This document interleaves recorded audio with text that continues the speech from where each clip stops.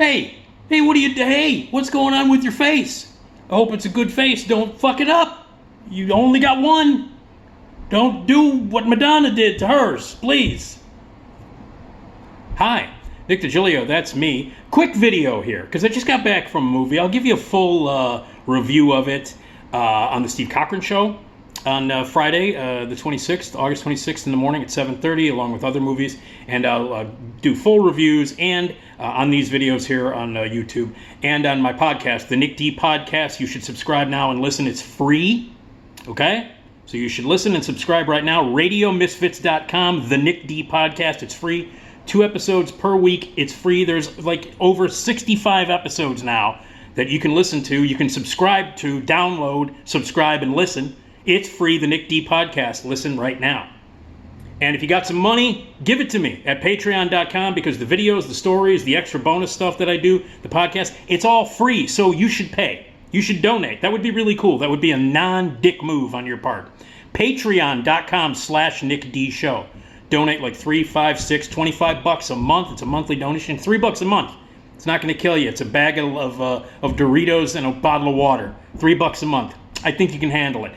Patreon.com/Nick D Show. Go there right now, donate, set up, be a patron. You get bonus videos and all kinds of cool shit. So anyway, do that. Thank you. Boom. Anyway, I just got back from seeing this movie called The Invitation, which is a weird sort of a hybrid. It's a horror movie. Now, don't get it confused with this movie called The Invitation, the same title that came out in 2015, directed by Karen Kusama. That's a great movie. That movie, The Invitation, which about 7 people have seen. It's a tremendous movie from 2015. It is a mystery. It's a thriller. It's a sort of house invasion, kind of people invited over to a house party. Shit goes crazy. A game commences. And it all gets dark and twisted and really scary and really interesting. And this movie, The Invitation, from 2015, not the new one, has one of the greatest endings that you will ever see in a movie ever. I'm not kidding. It is a jaw-dropping ending, like an ending where you go, oh my God. And you sit there, jaw-dropped, eyes wide open, like, is this really the way this movie's one of the greatest endings that you will ever see in a movie in your fucking life? One of the greatest final shots, final scenes, one of the greatest endings in movie history is at the end of this movie called The Invitation from 2015, not the one that I just saw from 2022. The Invitation, 2015. Look it up. Karen Kusama directed it. An astonishingly good thriller, smart, creepy, funny, with one of the most jaw-dropping endings you will ever see in a movie ever. The Invitation. Now, the one that I just saw is also called The Invitation, and it sucked ass. Now, it was hidden from critics. They wouldn't let us review it. They wouldn't let us see it ahead of time. So I just went to see it. First public showing, 4 o'clock in the afternoon. I went to the City North Theater on Western, near Diversey, in between Diversey and the Kennedy on Western. Big, regal theater with the big seats and all that shit. And so I went to see it. It's a horror movie. It's kind of like, to quickly describe it, it's kind of like a combination of like modern day Downton Abbey. So it's like Downton Abbey mixed with like True Blood for like sexy vampire shit, and a whole bunch of Get Out. So it's like if you take Downton Abbey and you throw in True Blood and then you put in a whole bunch of Jordan Peele's Get Out, you get this movie, The Invitation. And they were hiding it from the critics. And for about the first 45 minutes, I'm like, okay, this isn't very good, but it's okay. I've seen worse movies. I don't understand why the publicists in the studios were hiding this movie from the critics. So for about 45 minutes, and then it completely blows apart. And the last 45 minutes are among the worst, the most stupid, the most idiotic, the most badly edited together. I think there were reshoots done, kind of disaster final 40 minutes. So for almost an hour, it's not great, but it's not terrible. And then I totally understand the last 45 minutes of the movie, last 40 minutes of the movie, I go, yeah, this is why they didn't screen it for critics, because it's a steaming pile of mess shit. That's why. One of the reasons why I thought the first hour was okay was because the lead in this movie is Nathalie Emmanuel. Now, I didn't really know her name, but like I recognized her, in this movie, and she's a goddamn delight. First of all, she's beautiful. I'm kind of smitten. And then I recognized her. I was like, I've seen her in other stuff. And then I realized, 15 minutes in the movie, that's fucking Ramsey from the Fast and Furious movies. She's a total badass. She kicks ass in the Fast and Furious movies. She's Ramsey, one of the sexiest, one of the coolest, one of the best characters in the Fast Furious movies. That's who she is. And so I was like, wow. And this is like her lead. She's the lead in this movie. And she's hot, and she's beautiful, and she's charismatic, and she carries the movie, and she's like a star, man. Like, she's like an ensemble actor. She's been in a bunch of stuff. And I guess she was a regular on that dumbass Game of Thrones, dragons, horse shit, bullshit shit that I don't watch. I guess she was a regular on that. But I gave up on Game of Thrones literally after the first season. I was like, I don't give a fuck. I don't know what's going on. Couldn't possibly care less about that I wish I were J.R.R. Tolkien shit. And I don't watch it, and I don't care. I don't care about the new thing, your House of Dragon. You brought Olivia Cook in, you bastards, but you're still not going to make me watch it. So anyway, I guess Nathalie Emmanuel is a regular on that dumbass dragon, stupid ripoff Tolkien, J.R.R. Miller, Martin, whatever that bullshit is. So she's a regular on that, so that's why I didn't recognize her. It took me a while, because it took me a while to realize it was Ramsey from the Fast and Furious movies. So anyway, she's the lead in this movie. I'm in love with her. I have officially fallen in love with Nathalie Emmanuel. She's been in some TV shows here and there, but mostly she's known for Game of Thrones and Fast and Furious, of which she's supporting. She's the star of this movie. She's charming, she's really funny, she's incredibly charismatic. She deserves a good script. This is not it. So this is what I'm saying. If somebody from Hollywood is listening or watching, get this girl a lead in a movie where she owns the movie, where it's all about her, where she's in every frame of the movie. Because she's the lead in this movie, and she's fucking magnificent. She's beautiful. She's charismatic. I have a massive crush on her now. I've always liked her as Ramsey in the Fast and the Furious movie. But this movie, The Invitation, I was like, woo, I like her. Ooh, I like her. I like her a lot. So I got myself a big-time crush going on Nathalie Emmanuel, Ramsey from Fast and Furious. But she's great in this. But she deserves more. She deserves much better, because this movie is shit. So anyway, it's The Invitation. It's a stupid-ass movie, except for the lead, who is awesome and beautiful and sexy and funny and charismatic and deserves the lead in a good movie. Not a bad movie, a good movie. Give her the lead in a movie. She deserves it. So I go see that. And, all right, so like I said, I went to the City North, which is a big theater. It's got 14 screens, bunch of big ones. They got an IMAX theater there. They got other big theaters that have, like, they go way back, like hundreds of seats, like big stadium auditorium-sized theater. So I go see this movie. I walk in, and it's in the second biggest theater in the whole complex. The biggest theater is the IMAX theater. This is just about as big as the IMAX theater, only it's not an IMAX.